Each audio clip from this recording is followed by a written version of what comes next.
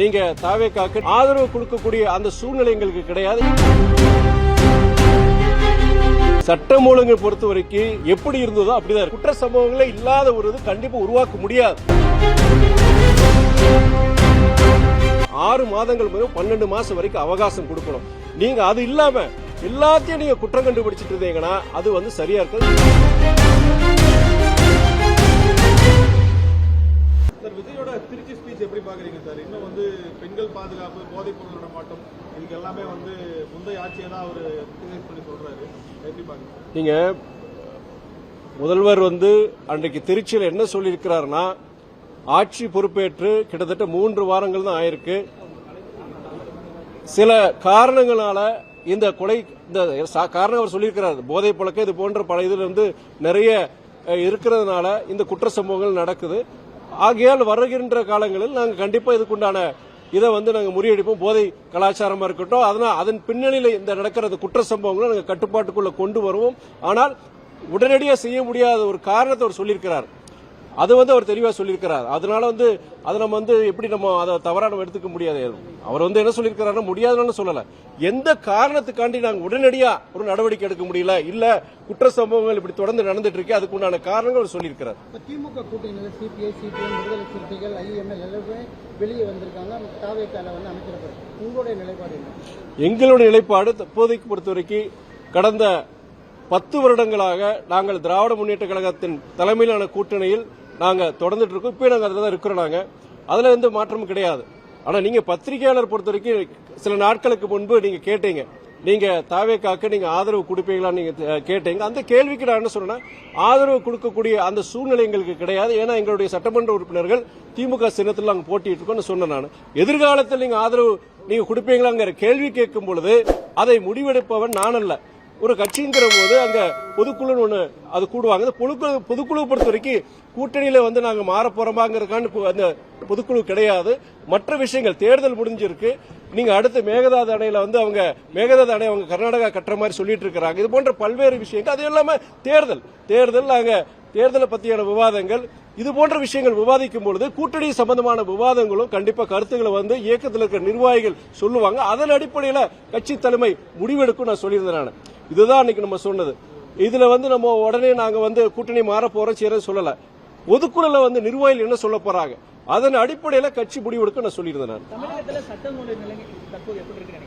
சட்டம் ஒழுங்கை பொறுத்த வரைக்கும் எப்படி இருந்ததோ அப்படிதான் இருக்கு. எப்படி இருந்ததோ அப்படிதான் இருக்கு. நீங்க என்னன்னா, நான் இந்த கேள்விக்கு பதில பலமுறை சொல்லியிருக்கிறேன். 100% நீங்க டெய்லி பேப்பரை படிச்சீங்களா, இல்ல செய்திகளையும் சரி ஊடகங்கள் குற்ற சம்பவங்களே இல்லாத ஒரு இது கண்டிப்பா உருவாக்க முடியாது. வளர்ந்த நாடுகள், ஐரோப்பா, அமெரிக்கா போன்ற வளர்ந்த நாடுகளிலே குற்றச்சம்பவங்கள் நடக்குது. நம்ம இந்தியா போன்ற வளர்கின்ற நாடுகளிலே குற்றச்சம்பவங்கள் நடக்குது. ஆனால் தமிழ்நாடு பொறுத்த வரைக்கும், தமிழ்நாடு சென்ற அரசு, இதுக்கு முந்தைய திமுக அரசா இருக்கட்டும், இந்த இன்றைய அரசா இருக்கட்டும், வட மாநிலங்களுக்கு நீங்க கம்பேர் பண்ணும்போது அது குற்றச்சம்பவங்கள் பெண்களை எதிரான குற்றச்சம்பவங்களா இருக்கட்டும், மற்ற குற்றச்சம்பவங்களா இருக்கட்டும், வட மாநிலங்களை விட தமிழ்நாடு இங்க பரவாயில்லன்னு சொல்ல முடியும். இதுல நேஷனல் கிரைம் ரெக்கார்ட்ஸ் பியூரோ இருக்கு. வருஷம் அவங்க வெளியிடுறாங்க, ஒன்றிய வெளியிடுறாங்க. அந்த தரவு அடிப்படையில் நான் தொடர்ந்து சொல்லிட்டு வரேன். அதே வேளையில சென்ற ஆட்சியிலும் சரி, இந்த ஆட்சியிலும் சரி, குற்ற சம்பவங்கள் நடக்கும் பொழுது அது சம்பந்தப்பட்ட நபர்கள், குற்றவாளிகள் கைது செய்யப்படுறாங்க, எஃப்ஐஆர் பதிவு செய்யப்படுது. அதுல இந்த தொய்வு இல்லைன்னு தான் என்னுடைய கருத்து.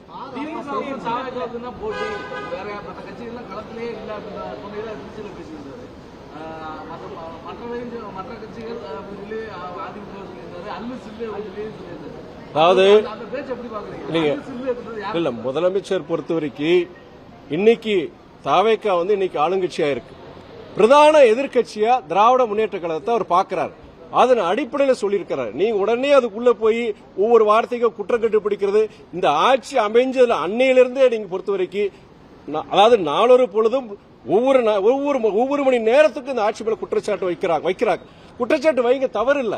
ஒரு குறைந்தபட்சம் ஒரு 6 மாசத்துக்கு 1 வருஷம் நீங்க கால அவகாசம் கொடுத்து, நீங்க இன்னொன்னு நான் சொல்லிடுறேங்க, முதலமைச்சரா இருக்கட்டும், புதிய அமைச்சரா இருக்க எல்லாருமே, செங்கோட்டை அண்ணனை தவிர இது எல்லாருமே அனுபவம் இல்லாம வந்தவங்க.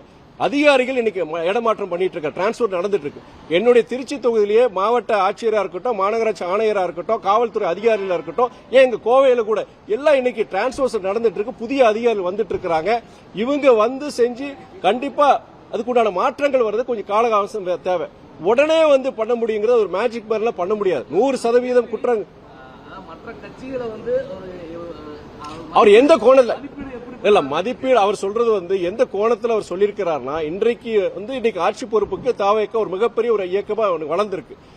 அவங்க வந்து ஒரு பிரதான ஒரு எதிர்க்கட்சியா திராவிட முன்னேற்ற கழகத்தை பார்க்கிறாரு. அதுதான் அதோடைய பேச்சுடைய அர்த்தமாவே தவிர கருத்தா இருக்குமே தவிர நான் வேற எதுவும் நான் பார்க்கல. நடந்தது வார்த்தை பிரயோகம் வந்து அள்ளி சொல்லி போன்ற வார்த்தைகள்ங்கிறதா விமர்சித்துக் இல்ல இது பொறுத்தவரைக்கும் ஒரு முதலமைச்சராக பொறுத்தவரைக்கும் அவர் அந்த அர்த்தத்தில் நான் சொல்றேன், இதன் அடிப்படையில் அந்த கருத்தை சொல்லியிருக்கிறாரு. காலப்போக்கில் அவர் வந்து அதை மாத்திக்க போறாரு. இல்ல நீங்க பத்திரிகையாளர் நீங்க இருக்கிறீங்க இல்லையா, இதை ஒரு பிரச்சனை ஆக்கி இருக்கிறீங்க. கண்டிப்பா அது படிக்க போறாரு.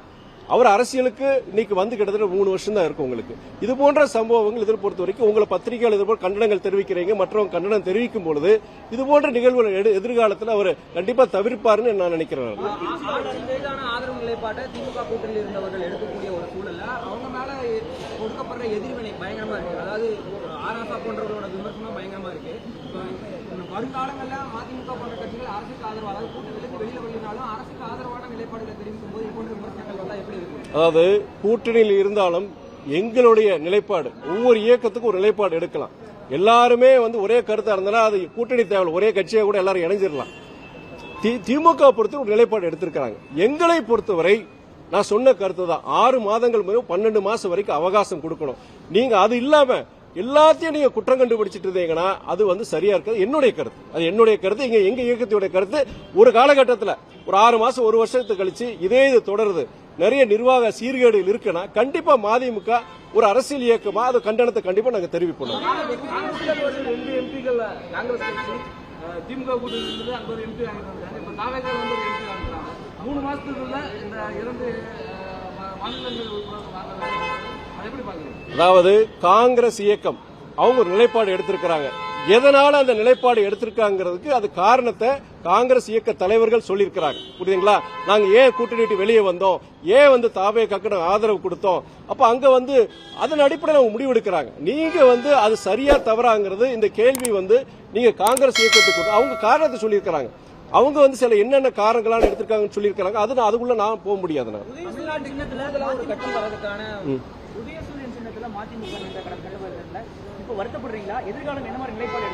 அது அன்றைக்கு திருச்சியில நான் சொல்லும் பொழுது என்ன காரணம், நான் வந்து திமுக சின்னத்தில் நாங்க போட்டியிட்டது துரதிருஷ்டங்கிற சொன்னது வாஸ்தவம் தான். இல்ல ஒரு கொடியோ சின்னமோ ஒரு கட்சியுடைய இயக்கத்துடைய அடிப்படை அடையாளங்கள். அப்படி இருக்கும் பொழுது ஒரு இயக்கம் தன்னுடைய சின்னத்தில் இல்லாம இன்னொரு இயக்கத்துல சின்னத்தில் நிக்கிறது வந்து அது வந்து தன்னுடைய தனித்துவத்தை அது இழக்குது. அது மட்டும் இல்லாம முக்கியமான விஷயம் நான் சொல்ல விரும்புறேன். நானு ஒரு முக்கியமான விஷயம் வந்து பல மக்களுக்கு தெரியல. அது என்ன விஷயம்னா, சின்ன மாத்திரம் பிரச்சனை கிடையாது. அதுல இப்போ ஒரு கட்சியோட வேட்பாளர் இன்னொரு கட்சி சின்னத்தில் நிற்கும் பொழுது அந்த இயக்கத்தை முதல்ல எந்த கட்சியை சார்ந்தவரோ அதை முதல்ல ராஜினாமா பண்ணணும். அடிப்படை உறுப்பினர் ராஜினாமா பண்ணிட்டு எந்த கட்சி சின்னத்தில் போட்டி போடுறாரோ அந்த கட்சியுடைய உறுப்பினரா முதல்ல அவர் மாறணும். மாறிட்டு அதுக்கப்புறம் அந்த கட்சி சின்னத்தில் போட்டி போடணும். தயவு செய்து தெரிஞ்சுக்கோங்க, சின்ன மாத்திரம் கிடையாது. அவருடைய எந்த இயக்கத்தை சார்ந்தவரோ அந்த இயக்கத்தில் ராஜினாமா பண்ணிட்டு இன்னொரு இயக்கத்தில் ஒரு போட்டி போடணும். இது ஜனநாயகமாங்கிறது என்னுடைய கேள்வி. எங்களுக்கு என்னன்னா இது நீங்க கேட்கலாம், ஏன் அப்புறம் ஏன் நின்னீங்கன்னு கேட்கலாம். நாங்க கிட்டத்தட்ட 10 வருஷம் அந்த கூட்டணியில நாங்க தொடர்றோம்.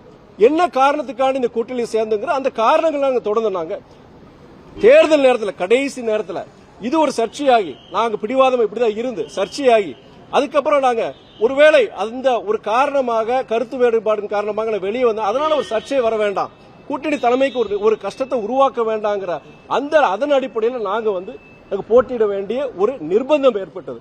நான் அதை தான் சொன்னேன், தொண்டர்களுடைய மன குமுறல், நிர்வாகிகளுடைய மன வேதனையை வந்து எங்களுடைய துரதிருஷ்டம் சொன்னேன். இது தவறுங்கிறது நான் கண்டிப்பா இது தவறு நான் சொல்லவே மாட்டேன். நான் இதுக்கு கண்டன சில பேர் வந்து பதிவுகள் போடுறாங்க செய்யறாங்க.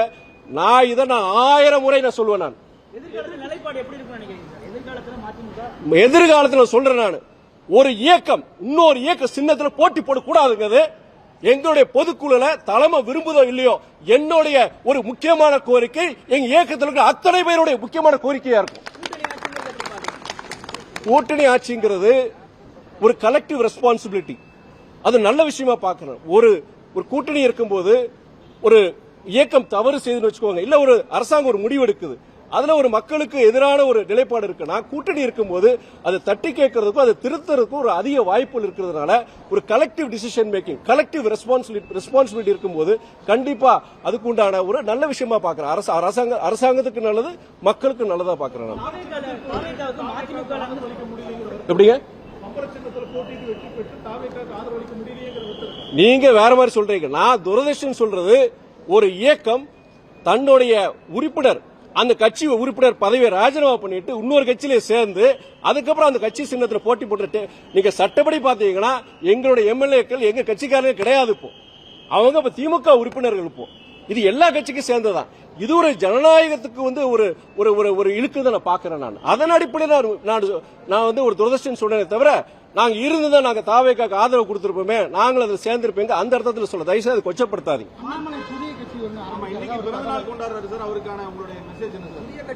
அன்பு சகோதரர் அண்ணாமலைக்கு என்னுடைய வாழ்த்துக்கள். தமிழ்நாட்டு அரசியல்ல நீங்க ஒரு நல்லதொரு ஒரு இயக்கமா நீங்க ஒரு ஆரம்பிச்சு மக்களுடைய தமிழ்நாட்டுக்கு சரி, தமிழ்நாட்டு மக்களுடைய மேம்பாட்டுக்கும் நீங்களும் சரி உங்க இயக்கமும் இருக்க வேண்டும் என்று நான் வாழ்த்துக்கிறேன். இல்ல நீங்க ஒரு மாற்றத்தை வந்து அவங்க கொண்டு வந்திருக்கிறாங்க. நான் வந்து இதே மாற்றம் சொல்லும் போது தயவுசெய்து தெரிஞ்சு வச்சுக்கோங்க, மதிமுக, திமுக, அதிமுக, காங்கிரஸ், பிஜேபி எல்லாம் பார்க்கல. அரசியலுக்கு அப்பாற்பட்டு நீங்க ஐயா மூப்பனார் கொண்டு வர முடியாத ஒரு மாற்றத்தை, தலைவர் வைகோ கொண்டு வர முடியாத ஒரு மாற்றத்தை, அண்ணன் புரட்சி கலைஞர் காலஞ்சென்ற ஐயா அண்ணன் விஜயகாந்த் கொண்டு வர முடியாத ஒரு மாற்றத்தை இன்னைக்கு சகோதரர் விஜய் கொண்டு வந்திருக்கிறார். சாதி மதங்களை கடந்து, பண அரசியலை கடந்து ஒரு மாற்றத்தை உருவாக்கிறார். அரசியலுக்கு அப்பாற்பட்டு சொல்றேன் நான். அதுல ஒரு ஈர்ப்பு ஏற்பட்டிருக்கு, எல்லாரும் போறாங்க. எங்க இயக்கத்தில் சில தோழர்கள் போயிருக்கிறாங்க. அதுல வந்து அது அவங்களுடைய விருப்பம். ஒரு இயக்கத்தில் இருக்கவங்க அந்த இயக்கத்தில் இருக்கணும்னு அவசியம் கிடையாது. அவங்க வந்து என்னன்னா ஒரு காலகட்டத்தில் வந்து சரி இதுல இன்னொரு இயக்கத்தில் அவங்க ஈர்ப்பு ஏற்படுதா, கொள்கை ரீதியா அவங்க ஈர்ப்பு ஏற்படுதா, போற தவறு கிடையாது. பாட்டிலுக்கு 10 ரூபாய் பாட்டு பாடினாரு. ஆனா இன்னும் வந்து அந்த 10 ரூபாய் வாங்குறதுக்கு விளக்க உரம் மட்டும்தான் அமைச்சர்கள் கொடுத்துட்டு இருக்காங்கன்னு செந்தில் பாலாஜி சொல்றாரு. இது எப்படி பாக்குறீங்க? நீங்க எல்லா விதமான ஒரு குறைபாடுகளுக்கு அதை நிவர்த்தி செய்வதற்கு கால அவகாசம் தேவை. அது குறைஞ்சபட்சம் 6 மாதத்துல 1 வருஷம் நீங்க அதுக்கு கால அவகாசம் கொடுக்கணும். நீங்க வந்த ஒரு 3 வாரங்கள் அதிகாரி எல்லா இடங்களும் புதிய அதிகாரிகள் போட்டுட்டு இருக்காங்க. அவங்க வந்து பொறுப்பெடுத்து இருக்கிற சூழ்நிலைக்கு ஏற்ப அந்த மாற்றங்களையும் அந்த திருத்தங்களையும் கண்டிப்பா கொண்டு வருவாங்க.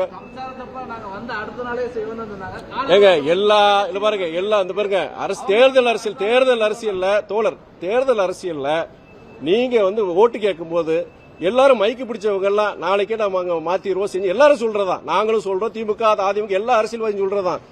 இது வந்து என்னன்னா நீங்க அதை வந்து அப்படியே எடுத்துக்க வேண்டாம். நாங்க மக்களை பார்த்து ஒரு வாக்குகள் வாங்குறதுக்காண்டி நாங்க சொல்றோம், ஒரு நம்பிக்கை ஊட்டுறதுக்காண்டி சொல்றது.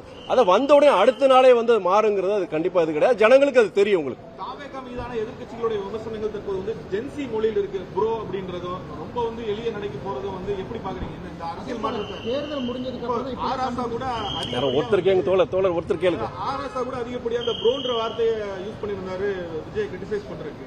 எப்படி நீங்க எந்த நீங்க தமிழ்ல ஒரு எளிய இலக்கிய நடையா இருந்தாலும் சரி, எந்த ஒரு செந்தமிழா இருந்தாலும் சரி, இல்ல நீங்க கலோக்கியல் நீங்க சொல்றீங்க அது இருந்தாலும் சரி, ஜனங்களுக்கு புரியுற விஷயமா இருக்கணும். இன்னொன்னு சொல்றேன் நான், இலக்கிய தமிழ் சங்க தமிழ்லாம் விட்டுருங்க. இன்னைக்கு சுதந்திரம் கிடைச்சி கிட்டத்தட்ட 80 வருஷம் ஆகுது. 1947 சுதந்திரம் வாங்கணும். இன்னைக்கும் பல கிராமங்கள்ல இன்னைக்கு குடிக்க உப்பு தண்ணியை குடிச்சிட்டு இருக்கிறாங்க. சாலை வசதி கிடையாது. சின்ன குழந்தைங்க அரசு பள்ளிக்கு போற குழந்தைங்களுக்கு வந்து 2 கிலோமீட்டர் 3 கிலோமீட்டர் நடந்து போறாங்க. அரசு பள்ளியில பல பள்ளிகளை பொறுத்த வரைக்கும் இன்னைக்கு கட்டடம் கூட இல்லாம மரத்தடி நிழல்ல இது பண்ணிட்டு இருக்காங்க. வட மாநிலங்களுக்கு இதோட மோசம் இருக்கு. என்னைக்கு என்னன்னா செந்தமிழா இருக்கட்டும், எந்த தமிழா இருக்கட்டும், ஜனங்களுக்கு முதல்ல நல்ல சாப்பாடு, தங்குறதுக்கு ஒரு வீடு, அடிப்படை வசதிகள், நல்ல மருத்துவத்துறை. நீங்க ஜிஹெச்சுக்கு போன ஒரு தனியார் மருத்துவமனை என்ன கிடைக்குதோ அதே ஒரு அரசு மருத்துவமனையில் கிடைக்கல. உங்களுக்கு ஒரு தனியார் பள்ளியில என்னென்ன ஒரு சிறப்புகள் இருக்கோ அதே ஒரு அரசு பள்ளியில் இருக்கணும். இந்த மாதிரி சூழ்நிலை வந்ததுக்கு அப்புறம் நம்ம இந்த மொழியை பத்தி பேசலாங்க. நம்ம தாவேக்கா வந்து ஜாதி மதம் எல்லாத்தையும் ஒழிச்சு தேர்தலில் வந்திருக்குன்னு சொன்னீங்க. வாரிசு அரசியலையும் ஒழிச்சிருக்குன்னு எடுத்துக்கலாமா? நிறைய பக்கம் வந்து தந்தை போட்டிட்டு மகன் போட்டிட்டு அதெல்லாம் தோத்துருக்காங்க. நீங்க அதான் சொல்றேன், இன்னைக்கு சமுதாயத்தில் இருக்க சீர்கேடுகள், ஜாதி மதம் பண அரசியல், நீங்க நெப்போட்டிசம், நீங்க சொல்ற மாதிரி வாரிசு அரசியல், எல்லா சீர்கேடுகளையும் அதை திருத்துறது நல்ல விஷயம் தானே. அது தப்பு இல்லையா அது? தப்பு இல்லையா?